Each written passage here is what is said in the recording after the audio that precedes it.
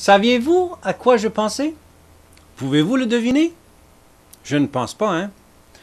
Dieu, lui, connaît les pensées dans nos cœurs. Dieu te voit et Dieu connaît ce qui se passe dans ton cœur quand c'est au milieu de la nuit, loin dans ton lit, que toi tu penses à de quoi?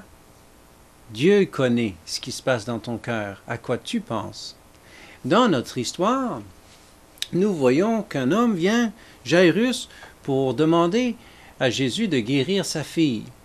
Pendant ce temps, une femme qui était malade depuis longtemps est venue et elle n'a pas parlé. Elle n'a rien dit à personne. Elle a simplement pensé dans son cœur, si je touche les vêtements de Jésus, je serai guéri. Jésus, lui, savait très bien ce qu'elle pensait. Et voyez la confiance qu'elle avait dans son cœur, en son pouvoir. Ce n'était pas que les vêtements de Jésus étaient magiques, pas du tout. Il y en a bien d'autres qui l'ont touché cette journée-là. Mais elle, à cause de ce qu'elle pensait dans son cœur, la confiance qui était dans son cœur en Jésus, c'est cela qui explique pourquoi Jésus l'a guéri.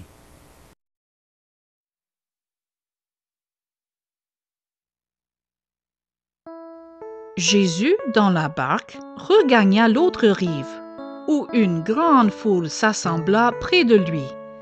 Il était au bord de la mer. Alors vint un des chefs de la synagogue nommé Jairus, qui, l'ayant aperçu, se jeta à ses pieds et lui adressa cette instante prière. « Ma petite fille est à l'extrémité. Viens, impose-lui les mains, afin qu'elle soit sauvée et qu'elle vive. » Jésus s'en alla avec lui, et une grande foule le suivait et le pressait. Or, il y avait une femme atteinte d'une perte de sang depuis 12 ans. Elle avait beaucoup souffert entre les mains de plusieurs médecins. Elle avait dépensé tout ce qu'elle possédait et elle n'avait éprouvé aucun soulagement, mais était allée plutôt en empirant. Ayant entendu parler de Jésus, elle vint dans la foule par derrière et toucha son vêtement. Car elle disait, « Si je puis seulement toucher ses vêtements, je serai guérie. » Au même instant, la perte de sang s'arrêta et elle sentit dans son corps qu'elle était guérie de son mal. Jésus connut aussitôt en lui-même qu'une force était sortie de lui, et se retournant au milieu de la foule, il dit, « Qui a touché mes vêtements ?» Ses disciples lui dirent, « Tu vois la foule qui te presse, et tu dis, « Qui m'a touché ?»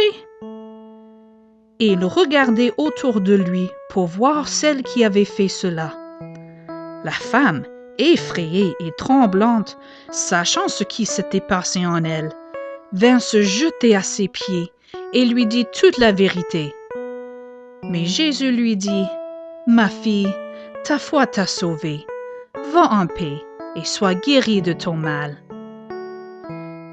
Comme il parlait encore, survinrent de chez le chef de la synagogue des gens qui dirent, « Ta fille est morte.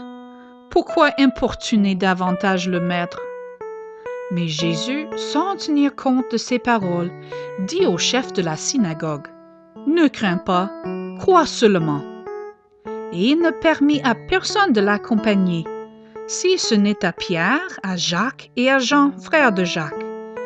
Ils arrivèrent à la maison du chef de la synagogue, où Jésus vit une foule bruyante et des gens qui pleuraient et poussaient de grands cris. Il entra et leur dit, « Pourquoi faites-vous du bruit? Et pourquoi pleurez-vous? L'enfant n'est pas morte, mais elle dort. » Et ils se moquaient de lui. Alors, ayant fait sortir tout le monde, il prit avec lui le père et la mère de l'enfant et ceux qui l'avaient accompagné. Et il entra là où était l'enfant.